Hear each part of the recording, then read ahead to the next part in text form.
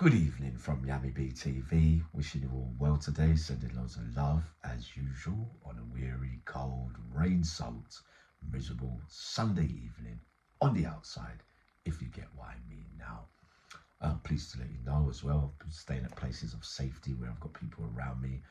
Moving into the third week now. Pleased to tell you that as well, with the progress after a torrid time for all concerned, even you lot too, I'm afraid. But pleased to report everything so far so good, if you get what I mean. Now, following on from Friday night's live chat, I suggested or said that I had had an interesting Friday from morning up until an hour before the live chat. Now, I have to reiterate it, whether I say it all the time or not. I have to say that me and every single person that I talk about in that life of true crime either indirectly or directly affected other people's lives with our behavior. And some hurts people can forgive and forget, some people can't, and it's a lifetime thing when people have lost people. And for me, in later life, you know that my heart will lie with any victim. And then you lot say to me also, why put up videos and then take them down? Okay then, so then on Friday morning, with the places I'm going, like I said to you, I received a phone call from somebody where I had given my address out 5-6 months previously to another man in prison or his family, so that they could get in touch with me. And right up to the live chat, that person phones me, so gets my number cleared. Where are we talking? Ireland. The prison we're talking is Mountjoy, right? So before I get into the relationship with who we're talking about, again, we're talking about Spencer O'Shaughnessy, who was, sadly a legendary hitman in the English case as well. Got repatriated, which is more on in a minute, to Ireland, not too long into the life sentence that he was serving. Now, he phones me from Mountjoy prison after I've had the letter read out to me in the morning, so I still haven't collected it yet, if you get what I mean. So I was pleased to hear from him, but then the letter might have been there 3 or 4 days before. I don't know, because I saw missed calls from the number, in the build up to whilst I've been healing. And of course, to hear his voice after all those years, a man who I described in some of those videos or early videos of times gone by, I described as like a little brother to me in the 90s, where I first met him in HMP Belmarsh, right?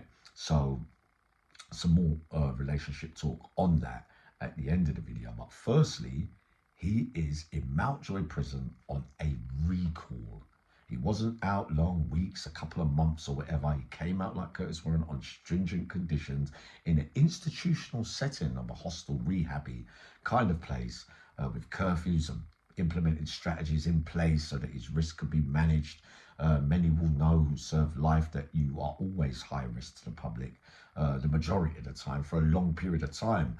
When you get released, but risk, there's another second part to it where risk can come down the longer you're out and the more your behavior changes. But he got recalled for one drug test, right? So no time in the community whatsoever after serving 16, 17 years of a sad, really, murder case as well for all concerned.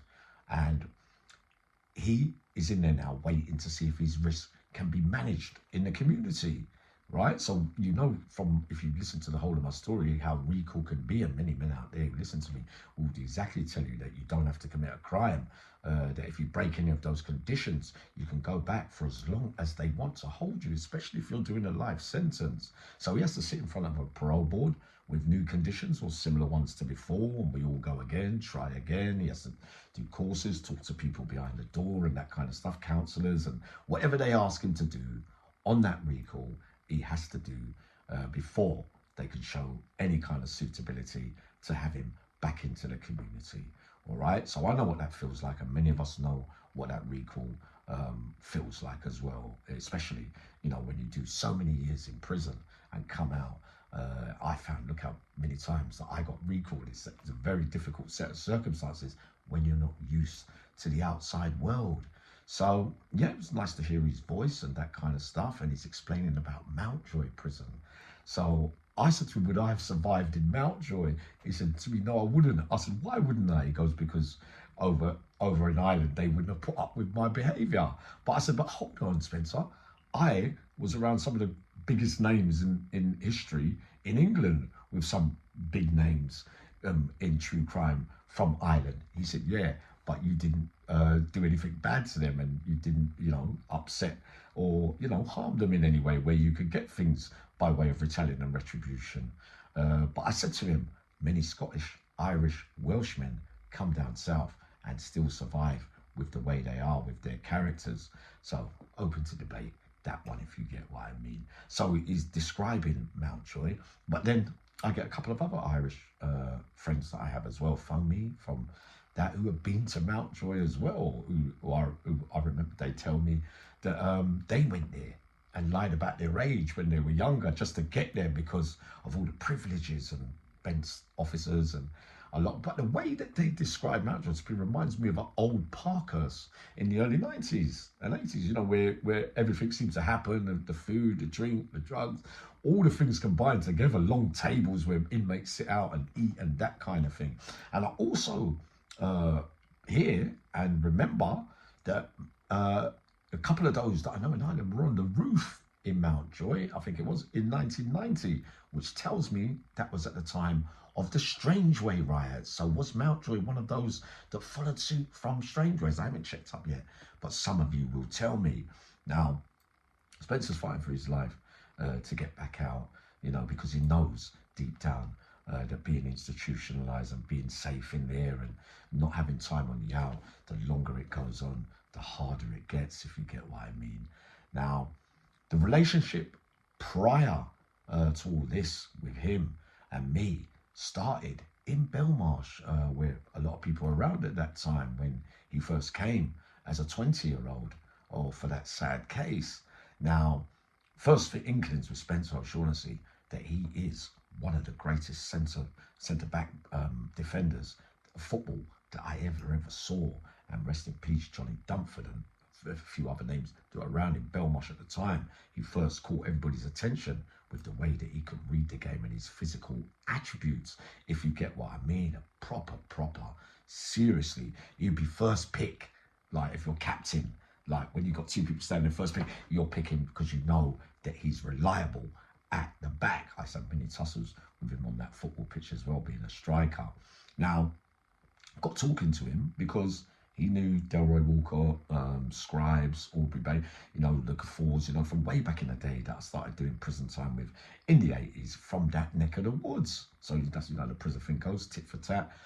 Took a shine to him straight away, and we became like grafting partners. Bad role model me for him at that stage where I was running about everywhere and doing my madness, and then him watching me and probably thinking it's a good idea to be the same, if you get what I mean. But we know that's probably, he's his own man, if you get what I mean. But, that's what I showed him, because when he was 20, I would have had to have been 33, 34, something like that. Now, I explained to you that I went on a couple of missions with him during that life of, robberies in prison around the drug situation.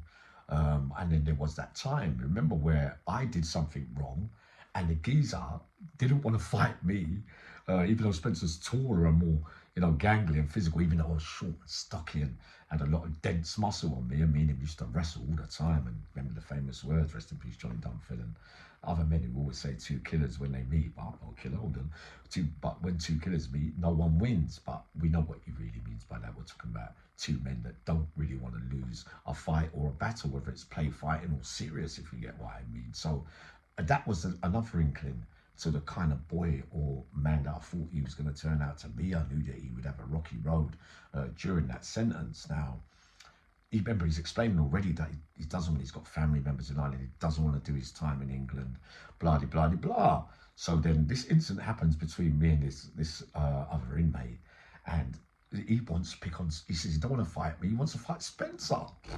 You know what I mean? I would have thought me, to be honest, if you get what I mean. So they've ended up going in the cell. Spencer's completely written him off, and there is this crime scene, You know what I mean? The whole room sealed off and that kind of stuff, right? So ever as a youngster, you know, in that environment, everyone's thinking, yeah, you know, that, you know, it's like the arena with violence and you get praise, you know, all fake praise. We know what it means now in later life. But he obviously wanted to make a name for himself. Goes on to the category A's, goes to a couple of them, you know, with the incidents. About with him and Victor Castigador as well. I forgot to tell you this one. Way back in the day, Spencer thought, but I didn't know my map of geography that well either. At certain stages of my life, unless somebody told me or mentioned it, that where Victor was from, Spencer thought he was South American. I think it was the Philippines or somewhere like that. When in reality, it was Asian. So you imagine being in the kitchen with him, Victor, and men like Wayne Aaron and other men where there's oil on the cooking stove and things like that. And Spencer says to Victor, oh yeah, you're South American. Victor says, no, I'm Asian. And Spencer, you know, one of those kind of arguments, not arguments, but, you know, that can lead to a little argument depending on who's involved. And, you know, the kind of men that I'm talking about here as well. So Victor, he says to him, no, it's Asia. So they go a bit of tit for tat. I'm standing there, I'm saying shit. Victor says to him, you asking or telling? You know what I mean? And there's a little one thinking, don't answer, Spencer, because a lot of these men, you know, especially some of the ones I'm talking about, get really tight and tense, you know, in atmospheres where everybody's around. The only way they know how to react is by way of violence. There's no other thinking patterns apart from this. So you imagine when all these men, and then I'm looking from the sidelines and I'm thinking and I said, oh, I thought it was, you know, try to change the dynamics of the conversation, because by Victor saying that, if you answer in the wrong, you know what I mean, it's already one line that you know, some of us that know and some of us don't. The last word kind of thing, who looks a bit weaker and who, you know what I mean, or just generally stillborn people that just want to do serious violence the minute any kind of funny talk happens. And thankfully, that wasn't always the way that I thought, if you get what I mean. So that was the kind of, Victor took a kind of shine to him as well, which he doesn't for many people after that little thing there. But, you know, to say that I was worried on that day is at the least. But, you know, with Spencer at that time there, moving with older figures as well, then he gets repatriated to Ireland again at Spencer. I mean, it reminds me of he thinks, you can almost feel what he's thinking sometimes, like with Victor, like with Wayne, you know, like, rest in peace, Wayne Aaron as well. But many men, you can almost, well, if you're me, unless I'm too thinking what they're thinking kind of thing, or I'm sensitive to it, you know that even in the background, if you're not involved in the violence, if you're in the kitchen, you've got someone like Wayne or somebody else looking at the bottom thinking, if it goes off near me, but even though they're not direct, they're thinking that they might be affected by the violence going around them, and their first thought is to look after themselves. I know, it's very, very pressure cookery. Many standoff moments where everything's tense. But Spencer used to do my nutting as well with his thinking and that when certain things are said, and he speaks kind of quietly, and when he's talking it speeds up a little bit, you know what I mean, when he's trying to put his point across. I used to say to him, hold on a minute, hold on, Spence, you know what I mean, he's emphasizing, but it gets more, you know what I mean, Victor's, you know, like, you know what kind of company you're in. I wouldn't say he was on the scale of some of those, the ones, you know, that I met along the way that I got along with during that life. But, you know what I mean, it's very, if you think about being on groups and discussions, it's very hard for them to get involved and let, you know, themselves go. To feel difficult for many men, but you just can't imagine them sitting on meetings in there or go into discussions and thinking about them to get involved and communicate socially like some of us can. You know what I mean?